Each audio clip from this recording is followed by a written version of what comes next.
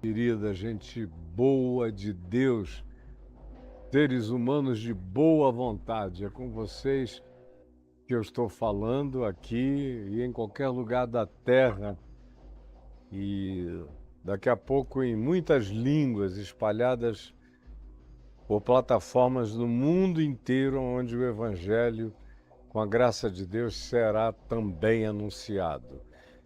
E hoje nós continuamos na sequência de Mateus, no capítulo 5, hoje a gente chega ao verso 10, a essa bem-aventurança, a essa promessa de prosperidade segundo Jesus, segundo Cristo, segundo o Evangelho, segundo Deus. O que Jesus chama de um ser humano próspero, de um Macários, que é o que você vem acompanhando comigo.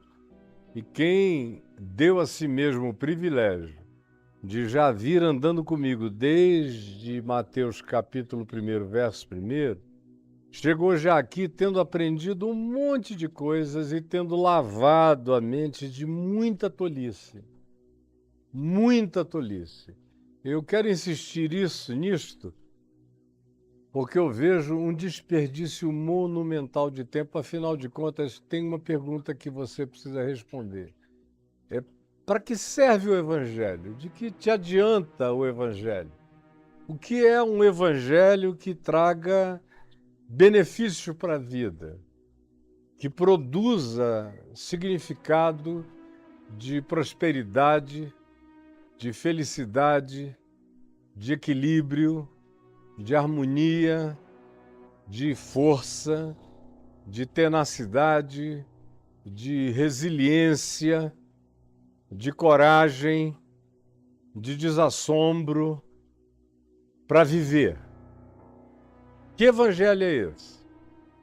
Ele tem que ser pura e simplesmente o evangelho das afirmações de Jesus.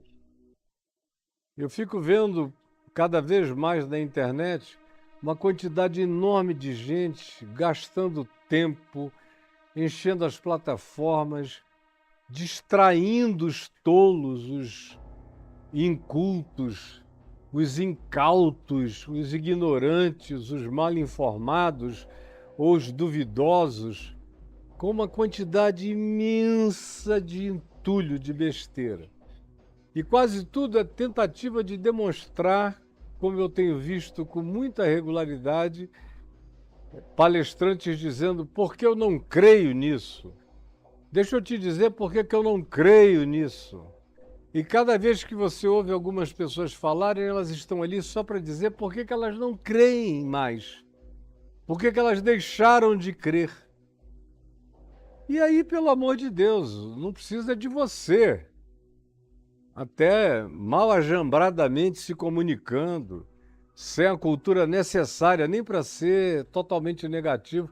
Qualquer um outro que não creia faz um trabalho melhor do que você.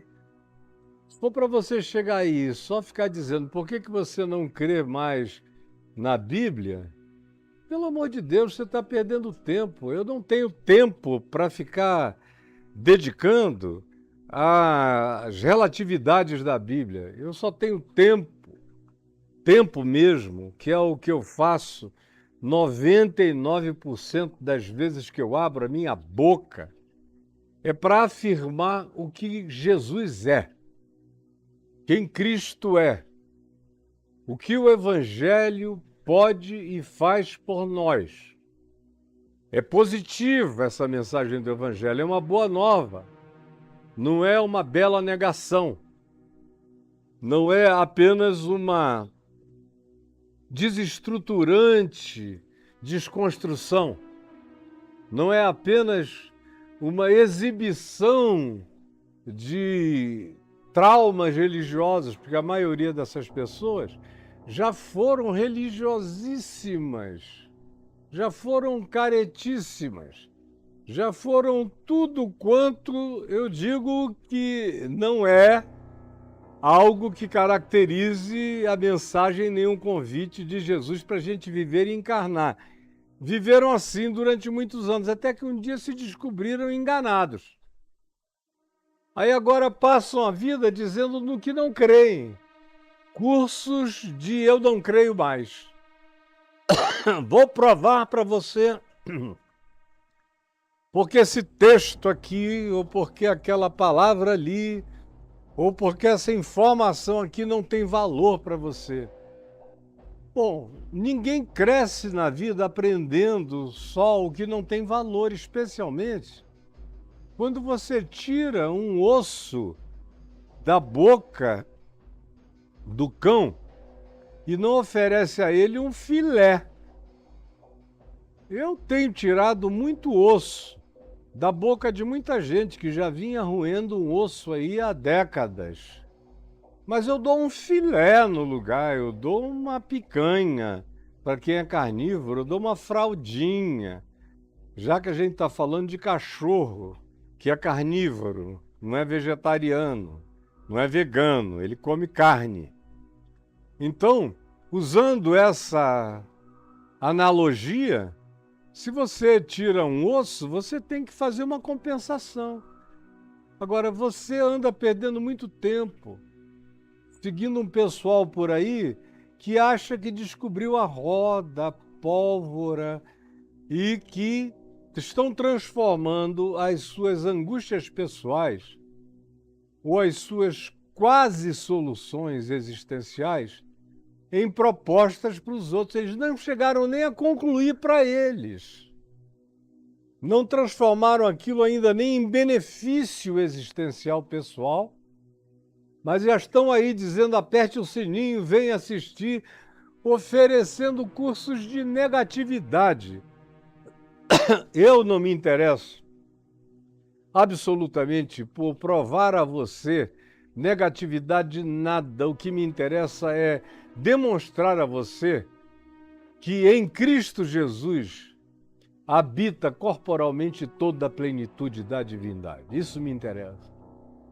Me interessa ensinar a você que em Jesus estão todos os tesouros da sabedoria e do conhecimento. Isso me interessa.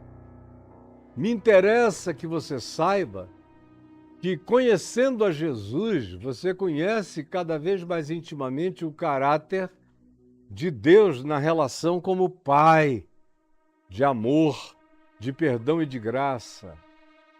E você, olhando para Jesus, aprende cada vez mais como eu, você e todo ser humano deveríamos nos tornar. Isso me interessa. Ensinar. Ficar o tempo todo, eu acuso e denuncio. De vez em quando eu estou denunciando. Os cristãos de hoje são discípulos de Moisés. Como se você entrar aí no meu Instagram, vai estar dito lá. São filhos do Velho Testamento. Não se converteram a Jesus nem ao Evangelho. Mas aí você vai me ver dizendo o que é preciso fazer para conhecer Jesus. E eu dou a você um instrumento. Eu não fico descendo o cacete na Bíblia, nem pedindo para você deixar de ler. Eu apenas peço para você aprender a ler, tendo Jesus como chave interpretativa. Mas eu leio a minha Biblinha, está toda marcada, 50 anos, das anotações que eu fiz, com as lágrimas que eu chorei, com as edificações que eu recebi. E é claro, tem coisas aqui que o Evangelho de Jesus me demonstram que ficaram em obsolescência, mas e daí? Eu simplesmente não prego mais sobre elas. Nem faço propaganda de que não prego sobre elas, porque eu não tenho tempo a perder, eu só posso ter tempo para pregar Jesus e o Evangelho. Sobra muito pouco tempo a perder, a menos que você queira fazer apenas demonstrações vaidosas do seu pseudo-academicismo, dizendo aquilo no que você não crê. Agora, o que salva a alma, psique, a alma nepás, ser interior, o que faz desenvolver a salvação, que não é uma conversa escatológica, o desenvolvimento da salvação é a mesma coisa que dizer o desenvolvimento da sua humanidade em Cristo. Ser salvo em Cristo é se tornar um Cristo de Deus. Outro dia eu vi um rapaz que ouviu o galo cantar, não sabe bem aonde, dizendo: eu não sei mais se eu creio em salvação, se ela é para todos, se ela é para alguns, se ela não é para ninguém, eu não sei mais nem o que ela é. Então não ensine os outros. Vá resolver a sua angústia, a sua crise, o seu problema. Mas quando abrir a boca, traga uma proposta concreta, que seja rocha para a vida das pessoas, que seja amparo, que dê base, que ajude o indivíduo a construir a casa dele sobre a rocha e não na arenosidade das suas dúvidas. Se você está cheio de dúvidas, fique calado. Venha me ouvir aqui.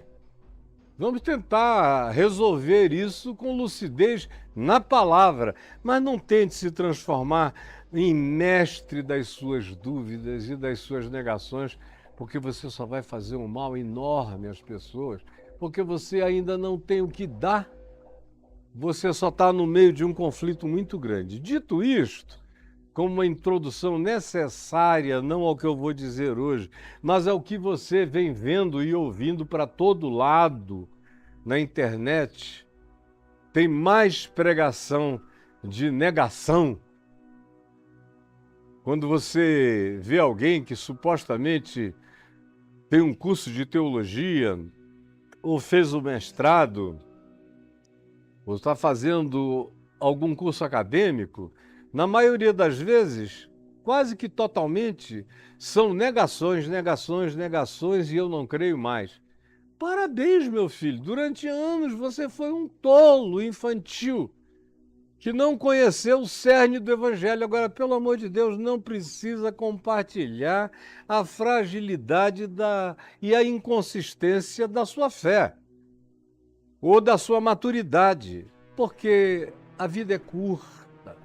E o mundo está confuso demais para você ainda vir agregar as suas próprias confusões ao dilema de milhares que não sabem discernir entre a mão direita e a mão esquerda. Hoje aqui em Mateus, no capítulo 5, no verso 10, a gente vê Jesus, depois de dizer: felizes são os que têm humus no coração, aqueles que são ensináveis, os que são solidários, os que têm autocontrole, os que têm fome e sede de justiça, os que lutam por uma existência onde todo mundo viva melhor, segundo o padrão da justiça do reino de Deus. Felizes os que têm coração solidário, pronto, vergado na direção do próximo e que ama a Deus no próximo, e que tem uma mente limpa, um olhar limpo, pensamentos cada dia mais higienizados pelo Espírito Santo no íntimo, e que são seres construtores de pontes entre os humanos na terra, são os pacificadores. Aí Jesus chega e introduz um tema do qual quase todo mundo foge apavorado. Ele diz: bem-aventurados ou felizes os perseguidos. É praticamente impossível você encontrar em qualquer propositura filosófica do planeta Terra alguém que tenha dito felizes espiritualmente os perseguidos. A não ser um dono de seita que faz tudo errado, que é marido de todas as mulheres da seita, que humilha todos os homens da seita, e que é pedófilo e controla todas as crianças da seita.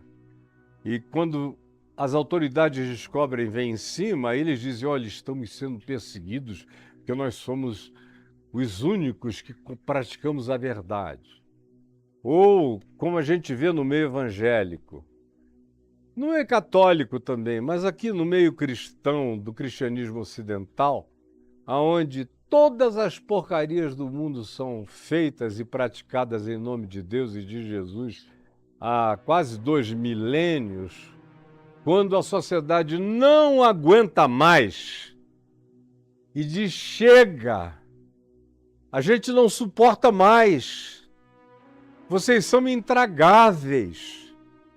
Como disse Deus através do profeta Isaías. Deus disse: eu não suporto mais vocês, povo que diz: eu sou mais santo do que tu. Vocês são para mim como fumaça nas minhas narinas e nos meus olhos. Ou como Jesus falou à igreja de Laodiceia, uma igreja absolutamente tomada pela arrogância, pela soberba, pelo triunfalismo, pela teologia da prosperidade, pelo culto à riqueza, ao poder que eles tinham amealhado, a tudo isso. Jesus diz a eles o quê? Eu estou a ponto de vomitar vocês da minha boca. A ponto de vomitar, vocês me dão náusea. Muita gente que existe como entes que não são digeríveis pelo estômago do Evangelho.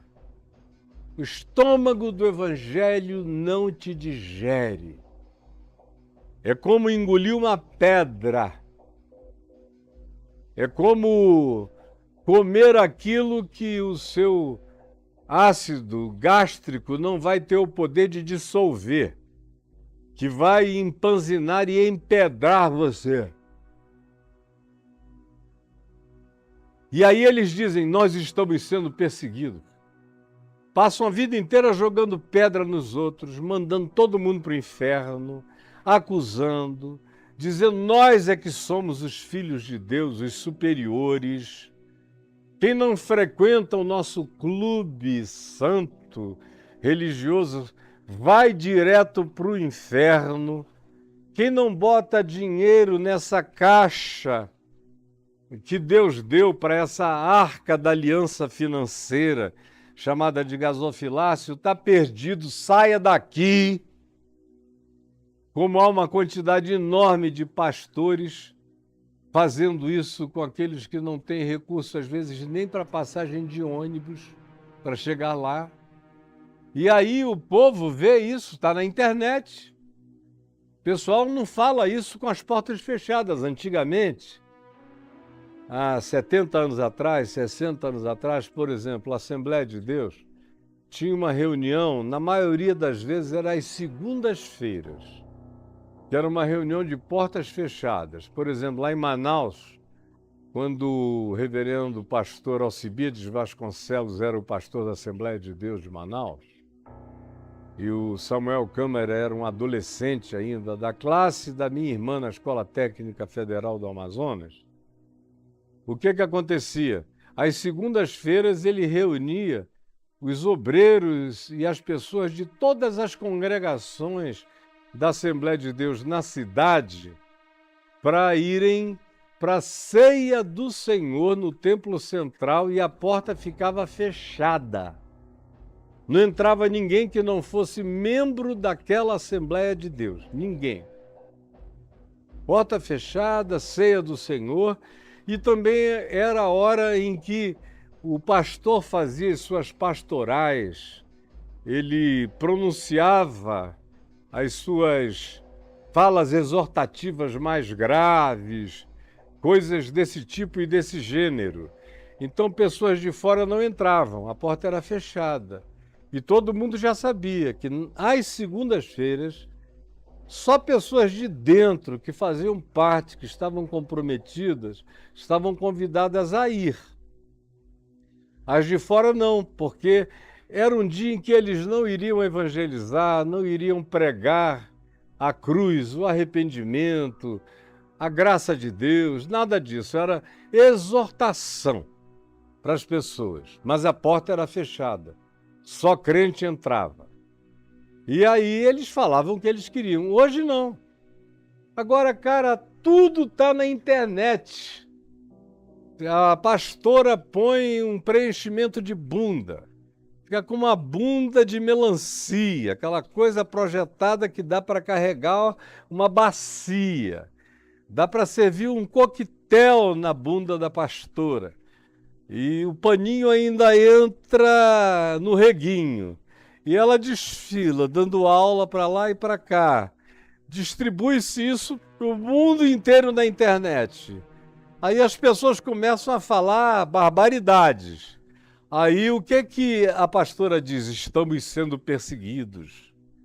Ou vai lá um pastor e fala as piores asneiras, as mais inconcebíveis, que você não ouve numa boca de fumo ou de tráfico de drogas, você não ouve uma loucura daquele tamanho, como você ouve em alguns púlpitos, em algumas igrejas. Aí as pessoas começam a se levantar contra e dizer isso é insuportável.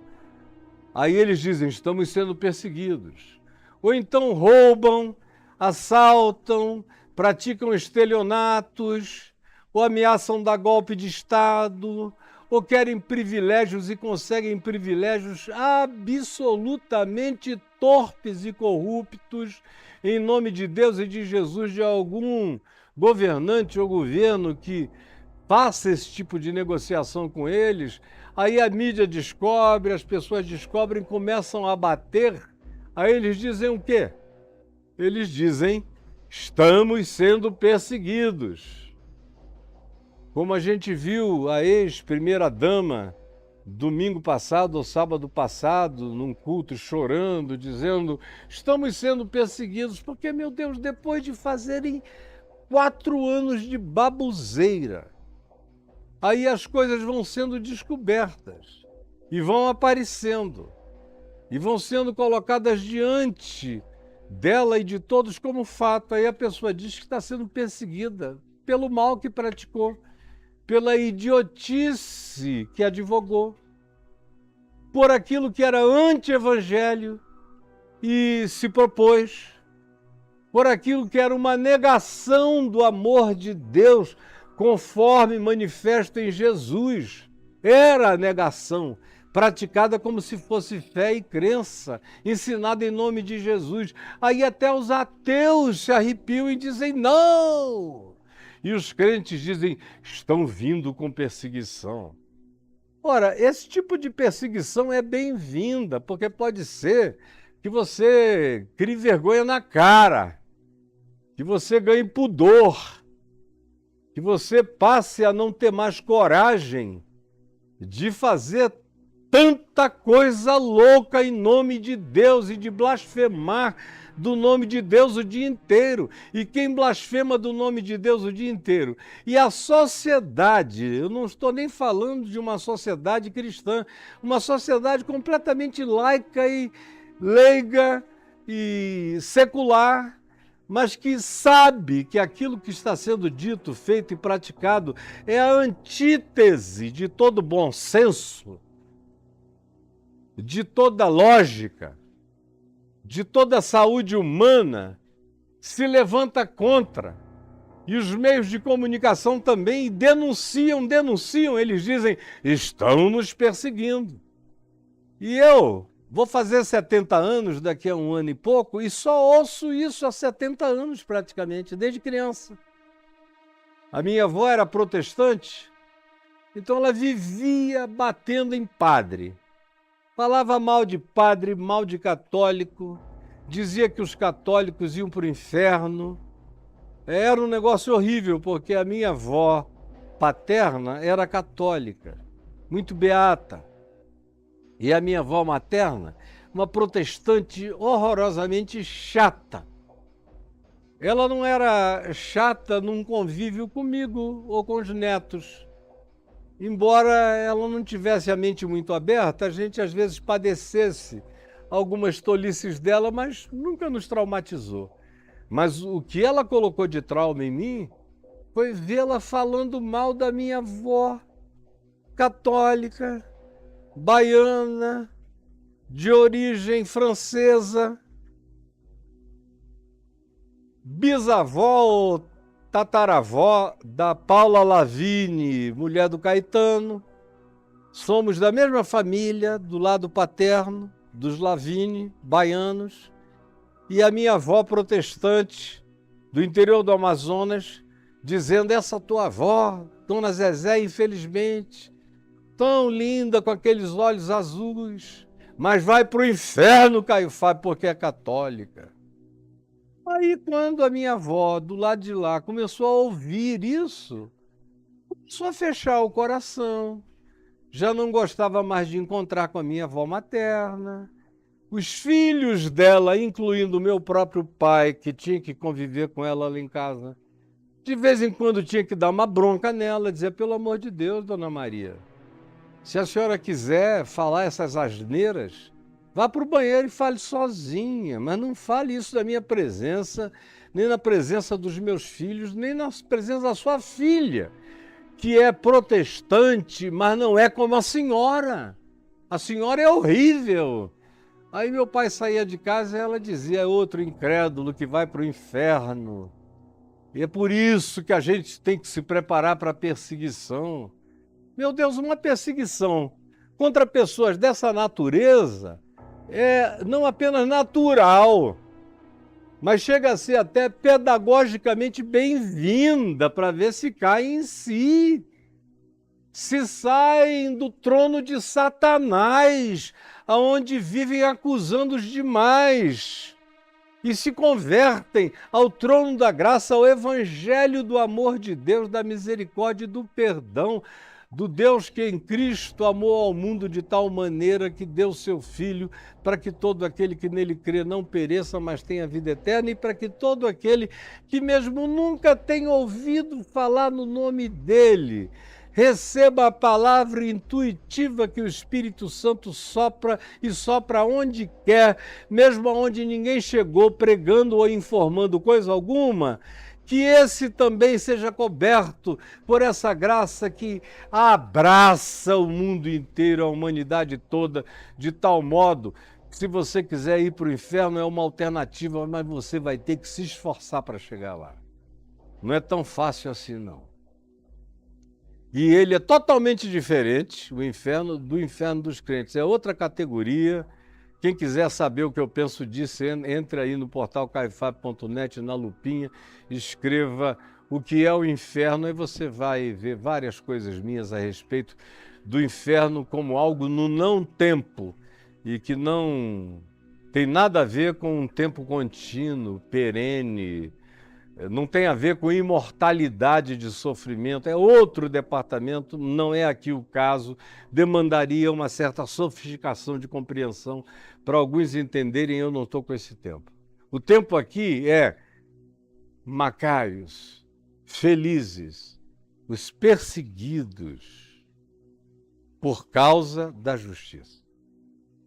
Não é por causa da injustiça, nem é por causa da arrogância, nem é por causa da mentira, nem é por causa do fanatismo, nem é por causa do triunfalismo, nem é por causa do supremacismo de crenças, não é por causa das catequeses dogmáticas impostas sobre outros, não é por causa do culto ao dinheiro, não é por causa de nenhuma das realidades da mobília, da pocilga, do chiqueiro, que é a mobília espiritual de muitos de vocês. Não. Macários, felizes, espiritualmente prósperos da presença de Deus, os perseguidos por causa da justiça do reino de Deus. Não é porque eles transgrediram contra a justiça. Eu já vi gente que chegou para mim com a maior cara de pau, com a maior safadeza, depois de cometer as piores coisas do mundo. Aí vem: mas pastor, Jesus também disse: bem-aventurados os perseguidos por causa da justiça, a justiça está me perseguindo. Eu disse muito clara e acertadamente: está te perseguindo até pouco, rapaz. Porque se a justiça soubesse de ti o que eu sei de ti, não precisava nem da justiça, bastava eu não ser crente como eu me tornei, que eu te dava uma surra tão feia que você ia passar o resto da vida engessado, porque você merece o que você está sofrendo. e merece muito mais do que o que você vem padecendo. Não, é bem-aventurados, macários, prósperos, felizes, os que por viverem a justiça, por amarem o que é certo, por optarem pela justiça do reino de Deus, que é feita, a justiça do reino de Deus é feita do fruto do Espírito Santo, de amor, de alegria, de paz, de bondade, de longanimidade, de fidelidade, de mansidão, de domínio próprio.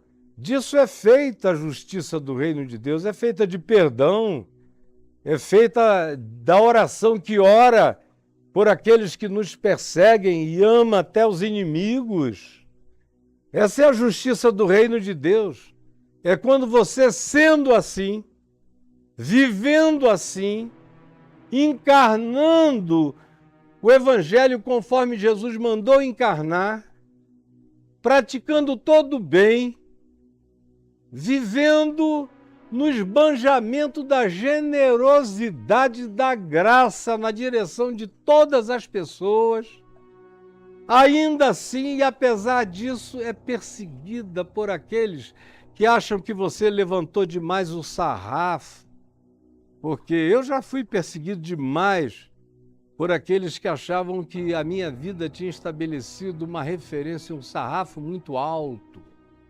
Aí o cara vive abaixo da linha ética, abaixo da linha humana, abaixo da linha mínima de dignidade relacional. E aí só porque você vive o evangelho do reino de Deus, ele diz que você estabeleceu um sarrafo muito alto. Aí ele fica com ódio de você, com raiva de você. Eu já tive gente que me odiou de todo o coração até o dia que se converteu, como um cara. Assim que eu me converti, um diretor da TV Amazonas em Manaus, que já faleceu, se chamava Wilson.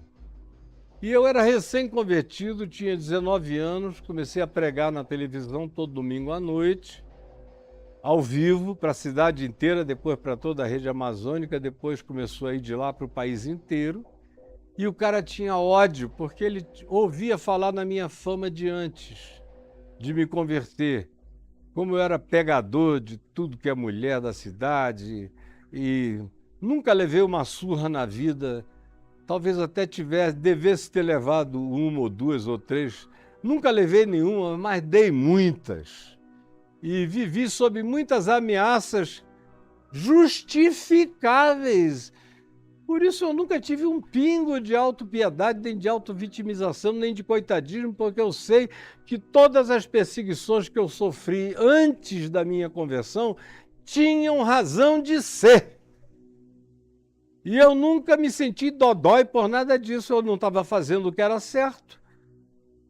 Era justo viver com as implicações, ou até fugir da cidade, como eu tive que escapar, a pedido da Polícia Federal.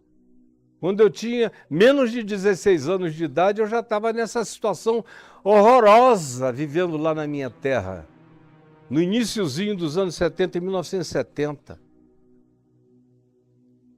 Agora, depois que eu conheci o Evangelho, comecei a pregar, esse rapaz da TV Amazonas, da Rede Amazônica de Televisão, o Wilson, me viu pregando da noite para o dia, ele não conseguia entender, esse cara estava um ano atrás fazendo todas as barbaridades do mundo, e agora o dono da TV, o doutor Felipe Dal, deu um horário de graça para ele, num horário nobre, de 6h30 da tarde às 7 horas da noite, cidade inteira está ouvindo esse cara, ele tinha ódio, ele babava de raiva, ele passava por mim, ele me chamava de todos os palavrões do mundo. Era uma tentação danada, porque eu sabia que se eu perdesse a cabeça só um pouquinho, eu quebrava ele todinho. O que sobrava em mim de técnica de luta, faltava nele. Ele só era grande e tinha alguma força, era um pouco maior do que eu, mas o que eu tinha em mim, podia botar 3 dele que eu atropelava. E eu me segurando, E ele me maltratando, me maltratando, me maltratando, me maltratou um ano inteiro, todo dia. E eu ia lá todo dia, era todo dia a mesma coisa. Todo domingo, antes de eu começar a pregar, ele abria a porta e me chamava, seu filho disso, daquilo outro. Aí o outro dizia no ar. Aí eu, com aquele monte de impropérios contra mim, pregava o evangelho da graça de Deus. E assim foi o segundo ano, terceiro ano, quarto ano, até que nós chegamos no ano de 1978. E ele com ódio de mim. Esse é um dos muitos outros que tinham ódio semelhante. Agora, era por causa do sarrafo. Porque eu tinha me convertido e agora estava vivendo com um sarrafo muito alto, muito elevado, os princípios do reino de Deus, e o cara não suportava. Até que um dia, ele ficou muito doente, e começou a morrer. E alguém lá na televisão me disse, olha, o Wilson está mal, está morrendo. Ele era um grande técnico, um cara genial do ponto de vista de tecnologia. Aí eu pedi o endereço dele e apareci na casa dele. Ele levou um susto, ficou pálido, lívido, esquálido, me olhando. E eu falei, eu sei que você me odeia, mas eu vim aqui te curar em nome de Jesus. E você vai se levantar da sua doença. Ele ficou me olhando. Falei, você não tem fé, não precisa, eu creio por mim e por ti. E eu recebi graça e autoridade de Jesus para te levantar dessa cama hoje, em nome de Jesus. E botei a mão sobre ele, o ungi com óleo, e o levantei da cama em nome de Jesus, e o levei para trabalhar. Ele nunca mais voltou para a cama, se apaixonou por mim, passou o resto da vida meu discípulo, carregando um amor enorme, e parou de me perseguir. Porque a perseguição não tinha nada a ver com injustiça da minha parte agora. Tinha a ver com os dramas dele com o meu passado e com o fato de que ele não podia entender que um cara tão fora de todos os padrões antes, agora vivesse com um sarrafo tão elevado como o sarrafo que eu tinha levantado como prática para a minha vida, para a minha existência. Então, bem-aventurados os perseguidos por viverem o Evangelho, por viverem a justiça do reino de Deus. Não é por praticarem a injustiça. Como a gente vê aqui agora, olha, se vier mais perseguição sobre a qualidade de crente que a gente tem nesse Brasil hoje, ou sobre a qualidade dos crentes que a gente tem na América do Norte, ou mesmo em boa parte dos países da África, como na Nigéria, entre outros, se vierem opressões persecutórias, bem feito, semearam ventos, colheram tempestades, semearam espinhos, colheram fazendas de mandacaru, semearam ódio, receberam todas as antipatias de volta e não tem do que reclamar. A única coisa que lhes sobra seria se converter no pó e na cinza, mas não são humildes de espírito, não são ensináveis, não são quebrantáveis, se tornaram empedrados, se tornaram pessoas cristalizadas de tão duras, é um coração de pedra que carregam no coração, então vão continuar se achando cheios de razão, e se a perseguição vier, virá de maneira justa e adequada. Porque o que Jesus está ensinando é que são bem-aventurados os que são perseguidos pela prática, pela encarnação, pela vivência do reino de Deus. Porque amam, porque perdoam, porque aprendem e são humildes de espírito para aprender, para dar razão até ao ateu, quando o ateu está dizendo que é certo, para aplaudir a verdade, não importa de onde ela venha, se for verdade, verdade é. Esses são os que obedecem ao Evangelho. São aqueles que se controlam, que não jogam pérolas aos porcos, que não ficam querendo comprar brigas ou provocando os outros para provar a ignorância alheia em relação à sua falsa sapiência. Se você é perseguido por causa do jeito que você tem vivido, conforme o padrão que está posto e oferecido, desculpa. Qualquer pessoa de fora diria bem feito para você. Porque é o mínimo que você pode receber. Seria muito injusto se gente tão perversa, do jeito que a maioria dos cristãos se tornaram, na prática do não-evangelho, em nome de um Cristo que parece com o diabo, não fossem perseguidos ou rejeitados, alguma coisa estava horrivelmente endiabrada no planeta todo, é porque todo mundo já tinha se convertido ao inferno dos crentes. Não é isso que Jesus diz e você sabe disso. Bem-aventurados os perseguidos por viverem como eu. Bem-aventurados aqueles que, negando-se a si mesmo, tomando a sua cruz e me seguindo, são perseguidos por andarem nos meus passos, por viverem as minhas palavras, por perdoarem com o meu perdão, por acolherem com o meu amor, por priorizarem aqueles que todos desprezam, por colocarem no centro das atenções os que são marginalizados pelos demais. Bem-aventurados os generosos, os misericordiosos, que assim vivendo, mesmo assim vivendo, são perseguidos. E são perseguidos justamente por essa causa.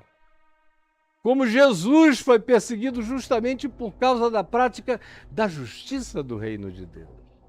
Da justiça do reino de Deus. Porque você pode estar totalmente de acordo com a Constituição do Brasil.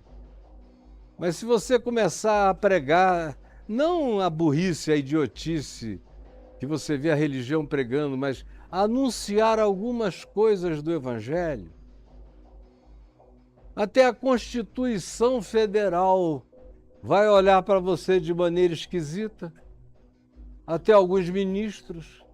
Por exemplo, aqueles que se amparam nas leis de Moisés e que me veem praticando a justiça do reino de Deus segundo o Evangelho de Jesus, não segundo as tábuas da lei de Moisés. Eu sou filho, de acordo com Paulo, em 2 aos Coríntios, no capítulo 3, eu sou filho dos mandamentos inscritos pelo Espírito Santo no meu coração e não nas tábuas de pedra. Leia lá para você saber que eu não estou inventando nada. Portanto, se vivendo o Evangelho, segundo Jesus, eu sou perseguido, então feliz eu sou. Que eu carregue um gozo estranho, que eu seja habitado por uma alegria celestial, e que eu seja galardoado da minha alma pela glória dos profetas que viveram antes de nós. Que eu viva com a perseverança de Jesus, de cidade em cidade, de aldeia em aldeia, de casa em casa, de pessoa em pessoa, sem ressentimento, sem coisa alguma que signifique murmuração. Porque eu fui designado para viver a vida de Cristo no mundo. E fui designado também para que muitos não entendam a vida de Cristo em mim. Não entenderam a vida de Cristo em Jesus? Preste atenção. não entenderam a vida do Cristo eterno em Jesus, vão entender a vida de Cristo em mim? Vão entender a vida de Jesus praticada por mim? Se eles não entenderam a vida de Cristo praticada em Jesus, como é que eles vão acolher a minha? Então, qualquer que venha a perseguição ou a antipatia, eu já encaro com naturalidade. Graças a Deus eu fui discipulado por um homem, meu pai, que tratou isso com naturalidade. Ele dizia assim mesmo, meu filho, bem-aventurado seja você. Quando ele me via, às vezes, engolir cada sapo que não tinha tamanho, e ele me conhecendo e sabendo que eu tinha todas as condições de enfiar o sapo na goela do idiotado que estava querendo me fazer engolir o sapo, e que às vezes eu engolia por amor do Evangelho, e depois a gente saía, ele dizia, bem-aventurado seja você, meu filho. Eu fiquei ali orando, pedindo a Deus que te mantivesse nesse estado de mansidão, de domínio próprio, de autocontrole, de amor, cheio de misericórdia pelo antagonista. É assim mesmo, é assim que a gente tem que aprender a viver. Essa é a justiça do reino de Deus, que é maior do que todas as morais ou padrões humanos. E se vivendo desse modo, parecendo com Jesus, você é perseguido, então bem-aventurado seja você.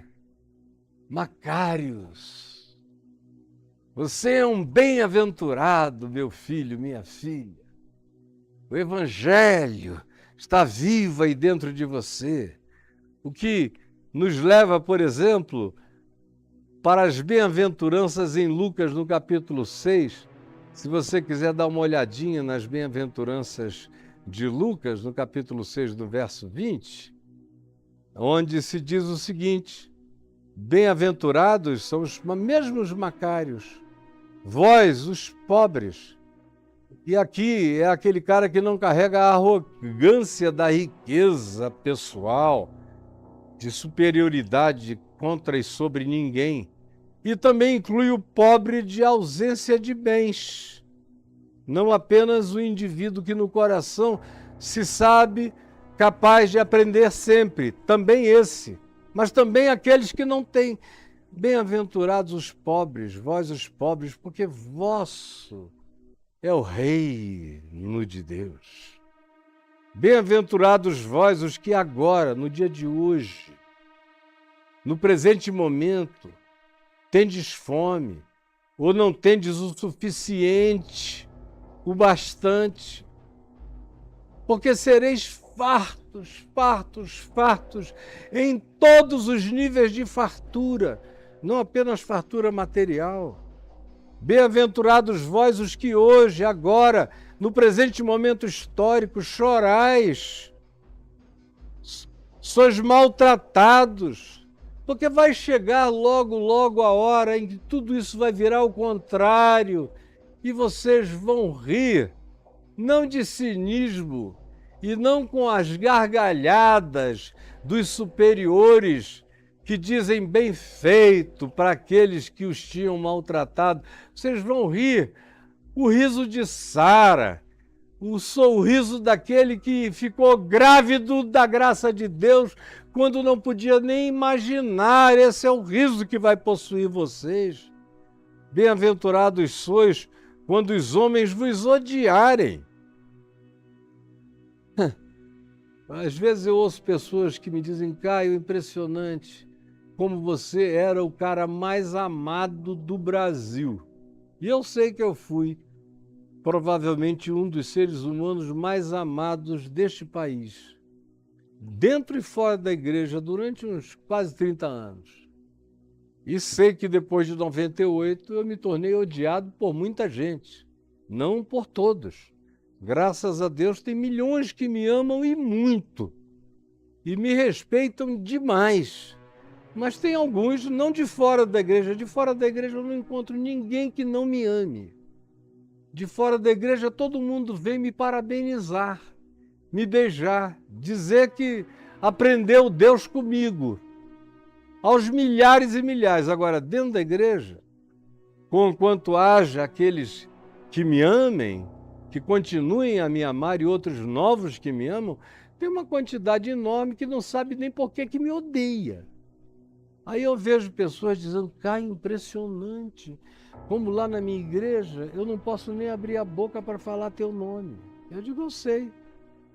Até o teu pastor que prega o que ouve de mim, ele nunca diz que é de mim que ele aprendeu, que ele está aprendendo desde que ele era criança comigo.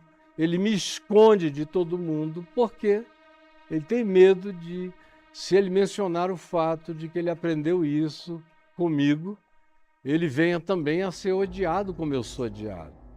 E como ele não tem um compromisso com o Evangelho, mas só com a imagem dele e com a média ponderada dos prazeres a ele relacionados, ele prefere esconder a fonte que gerou aquela compreensão hoje para o entendimento dele. Então, se sintam bem-aventurados, saibam-se bem-aventurados, ou mesmo que vocês não se sintam, não é para se sentir, é para crer, é para tomar posse pela fé do fato de que vocês são bem-aventurados. Porque os homens estão odiando vocês, porque vocês estão vivendo as coisas verdadeiras do Evangelho. Quando você vive o amor de Deus e é odiado, bem-aventurado seja você. Quando você vive a graça de Deus, mas os homens expulsam você da companhia deles, fogem de você, não quero você, não aceito você.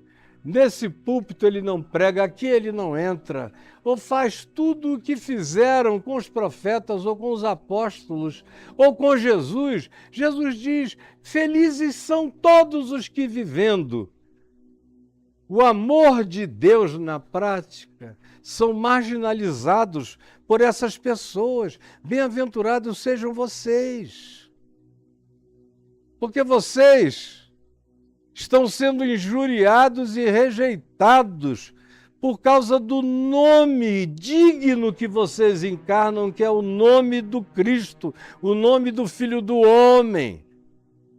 Regozijem-se, porque grande é o vosso galardão nos céus. Ou se você for a Pedro, abra aqui, por favor, Pedro. Se você quiser, no capítulo 3 de Pedro, e vale a pena a gente ler do verso 13 em diante, aqui no capítulo 3 da primeira epístola de Pedro, onde se diz, ora, quem é que vos há de maltratar, se fordes zelosos do que é bom? É uma pergunta retórica, embora Pedro mesmo saiba que a resposta é muita gente ainda. Mesmo você só fazendo o que é bom, você vai ser maltratado por muita gente, não por todos. E Pedro sabia a resposta porque Jesus só fez o que era bom. E proporcionalmente ninguém foi mais maltratado do que ele. Então a resposta, Pedro, é depende. Depende de quem vem contra mim, depende do observador. Aí Pedro corrige a pergunta retórica e a relativiza dizendo, mas, ou todavia, ainda que venhais a sofrer por causa da justiça, e justiça que é sinônimo de evangelho, não é de legalismo, de judicialismo, nem de leis, nem de morais, é a justiça do reino de Deus, que excede em muito a dos escribas e fariseus. É outra categoria, é a justiça da prática do amor. Então, mesmo que vocês venham a ser assim perseguidos por viverem a justiça do Evangelho, bem-aventurados, macários sois vós. Não vos amedronteis. Preste atenção. Preste atenção. Não vos amedronteis. Não botem um galho dentro, não encolham-se, não calem-se. De modo algum não vos amedronteis. Portanto, com as suas ameaças, nem fiqueis alarmados, escandalizados, chocados. Porque se você vive segundo Jesus, Paulo diz, escrevendo a Timóteo, preste atenção, todos quantos querem viver justa e piedosamente em Cristo Jesus serão perseguidos. Com a justiça do reino de Deus e com a piedade do amor de Deus, segundo o evangelho da graça e do perdão. Quem vive assim se torna insuportável num mundo cheio de ódio, de religião cheia de ódio, de crentes cheios de ódios, de pagãos cheios de ódios, de humanos que não gostam de sarrafos elevados porque coloca em contraste a realidade da vida feia que eles vivem, que encarnam. Portanto, não vos atemorizeis, nem fiquem alarmados, nem se choquem, nem se escandalizem, antes pelo contrário. Santificai a Cristo como Senhor em vossos corações, obedecendo o Evangelho sem medo, estando sempre preparados para responder a todo aquele que vos pedir razão da esperança que há em vós, fazendo-o todavia, não com arrogância, mas ao contrário com mansidão e temor.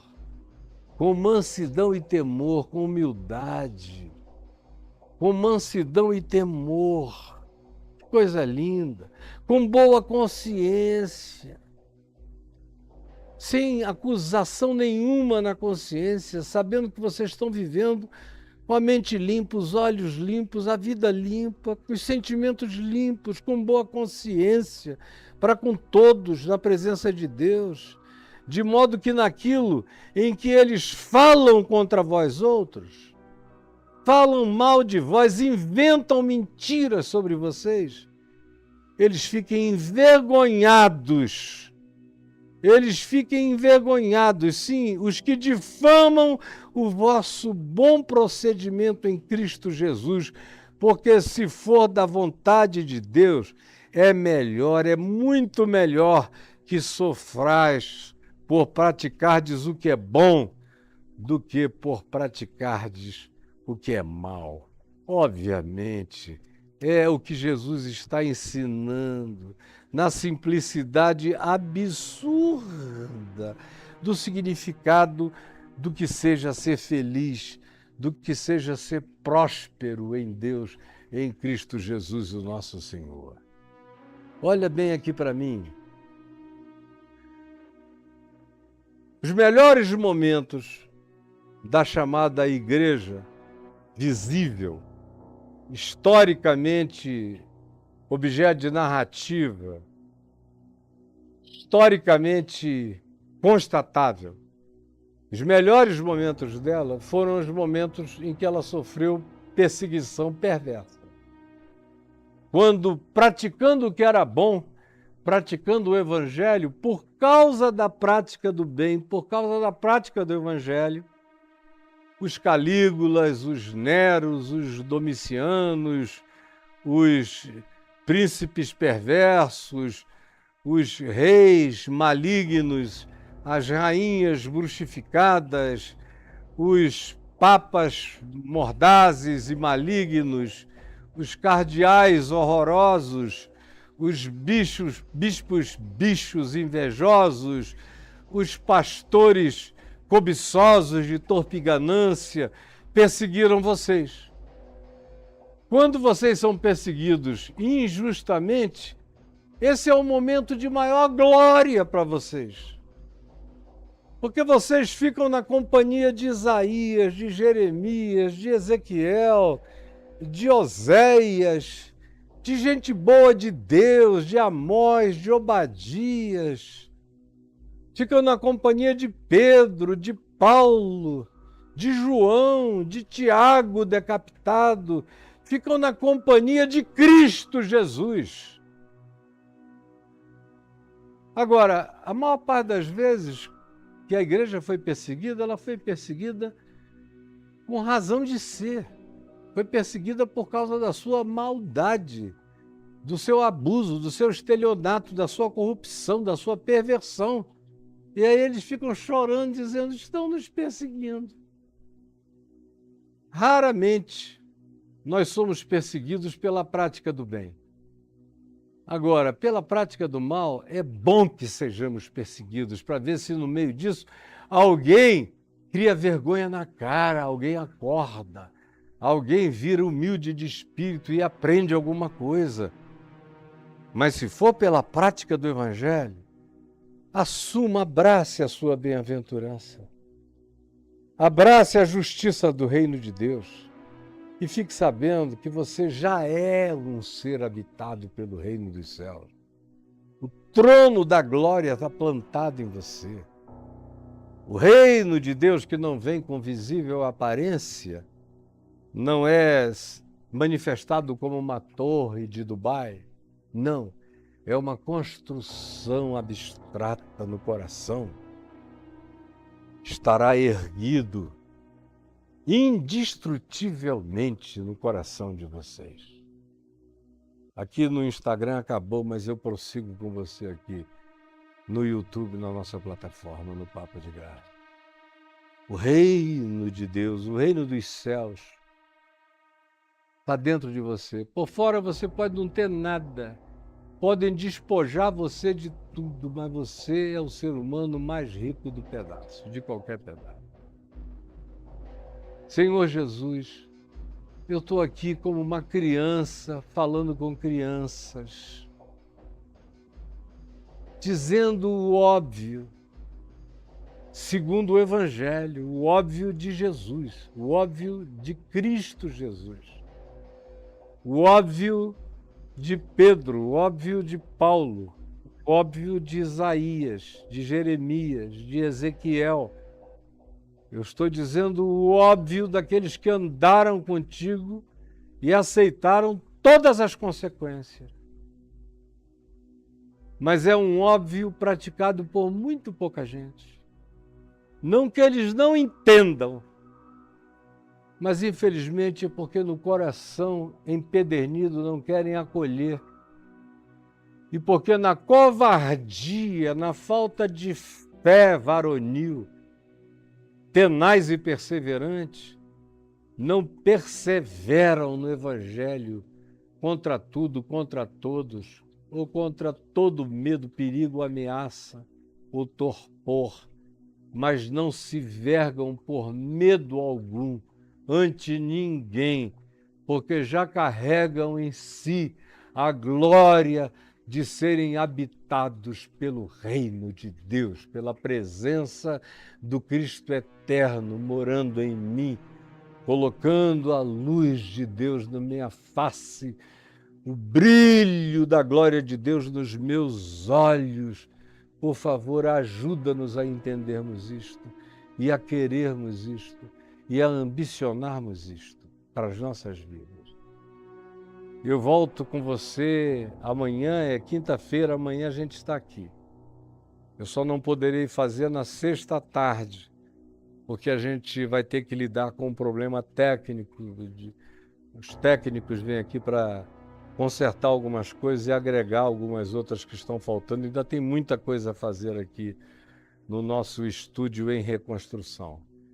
No entanto, você que me assistiu até aqui, com um bom coração, com uma boa atitude, eu peço a você que preste atenção no G6, nas letras que passam aí, nos caracteres que passam aí, dizendo Pix para o sustento da Vem VTV. Vem VTV é o meu ministério. É tudo que eu faço e são muitas coisas.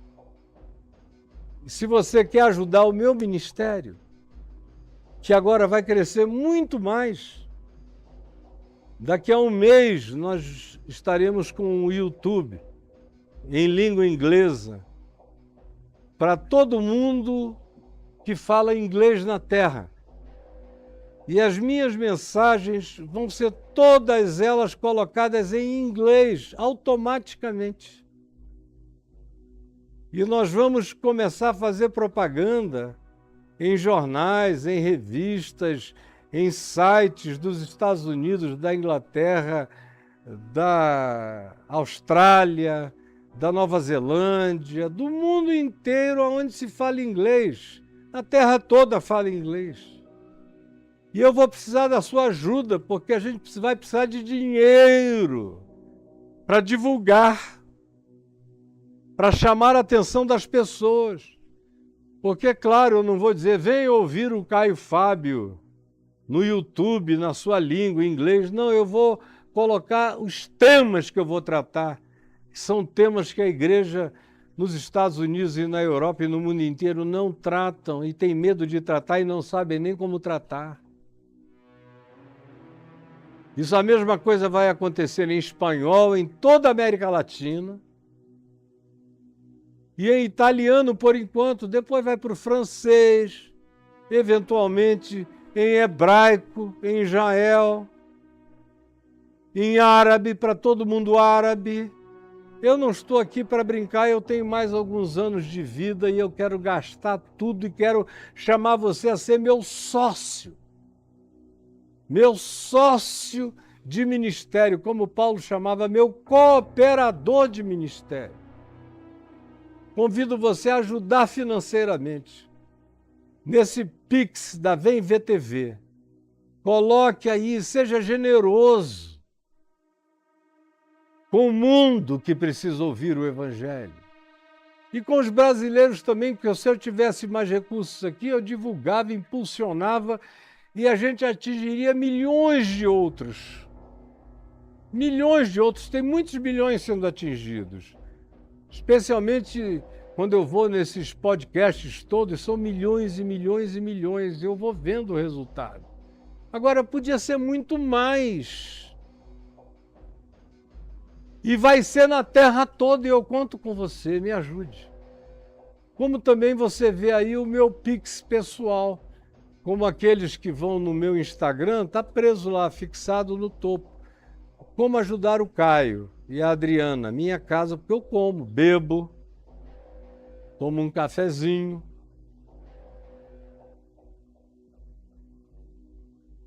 Mantenho família, ajudo netos, filhos, socorro um monte de pessoas que precisam de ajuda e que tem a ver comigo, não é com o meu ministério, é a minha vida pessoal.